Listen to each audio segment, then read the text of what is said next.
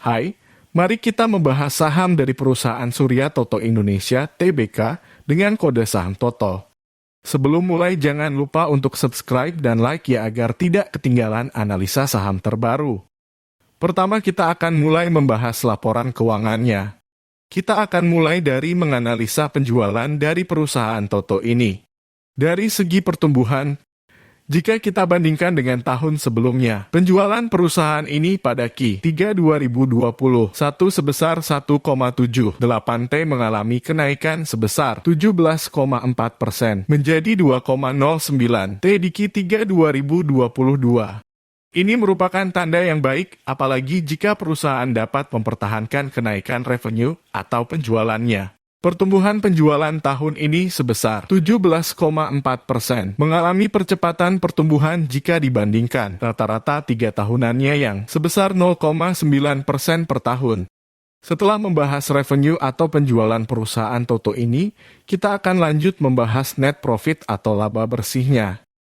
Jika kita bandingkan dengan tahun sebelumnya, laba bersih atau net profit perusahaan ini pada Q3 2021 sebesar 79,06 M mengalami kenaikan sebesar 319,93% menjadi 332,01 M di Q3 2022. Ini merupakan tanda yang baik, apalagi jika perusahaan dapat mempertahankan kenaikan laba bersihnya. Pertumbuhan laba bersih tahun ini sebesar 319,9% mengalami percepatan pertumbuhan jika dibandingkan rata-rata 3 tahunannya yang sebesar 17,3% per tahun. Setelah melihat dari sisi pertumbuhan penjualan dan laba bersihnya, sekarang kita akan menganalisa margin profitabilitas dari perusahaan TOTO ini. Kita akan menganalisa gross profit margin dan juga net profit marginnya. Yang pertama, kita akan membahas gross profit margin. GPM perusahaan ini mengalami kenaikan. Jika kita bandingkan dengan tahun sebelumnya 18,0% naik menjadi 27,5%. Ini merupakan hal yang baik. Sekarang kita lanjut ke rasio profitabilitas selanjutnya, yaitu net profit margin atau NPM. NPM perusahaan ini mengalami kenaikan. Pada tahun lalu sebesar 4,4% naik menjadi 15,9%. Kenaikan NPM merupakan hal yang sangat baik. Sekarang kita akan membahas rasio terpenting yaitu return on equity. Return on equity tahun ini mengalami kenaikan. Tahun lalu sebesar 4,0%. Dan pada tahun ini naik menjadi 14,7%. Return on equity dari perusahaan TOTO ini sebesar 14,7% dan memiliki hutang yang rendah. Jadi perusahaan ini return on equity yang menurut saya di atas standar. Sekarang kita akan beralih menganalisa kesehatan perusahaan yang banyak mengambil data dari neraca keuangan atau balance sheet.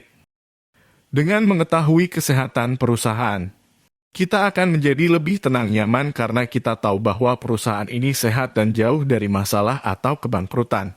Kas dan setara kas dari perusahaan ini cukup melimpah hingga dapat melunasi seluruh liabilitas jangka pendek atau kewajiban jangka pendek perusahaan ini. Rasio liabilitas dibandingkan dengan ekuitasnya sebesar 0,55 kali masih kurang dari 1, maka perusahaan ini masih dalam batas yang aman. Sekarang kita akan menganalisa hutang berbunga dari perusahaan TOTO ini. Rasio hutang berbunga dibandingkan dengan ekuitasnya hanya sebesar 0,11 kali tergolong rendah dan bisa dikatakan aman. Sekarang kita akan membahas tentang harga sahamnya. Seperti cara investasi Terry Smith. Yang pertama hanya beli perusahaan yang bagus. Kedua jangan membayar kemahalan dan yang terakhir kita hanya perlu menunggu. Valuasi penting untuk mencegah kita membayar kemahalan.